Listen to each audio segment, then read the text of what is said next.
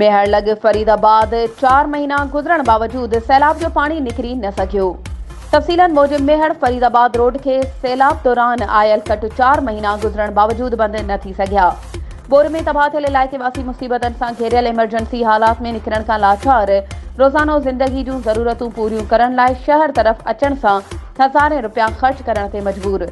बेड़िन वारनि जी ईद लगी पई आहे ऐं माण्हू कट क्रॉस कराइण जा 100 रुपया, मोटरसाइकिल क्रॉस कराइण जा 200 रुपया भरण ते मजबूर। ॻोठाणनि जूं दाहूं सैलाब अॻे ई असांखे तबाह करे छॾियो। नथा कट बंदि न थियण करे रोज़ानो हज़ारे रुपया भरे रहिया आहियूं। ॻोठाणनि चीफ जस्टिस ऑफ पाकिस्तान समेत वसवारनि खे सैलाब दौरान ॾिनल कट बंदि कराइण जी अपील कई।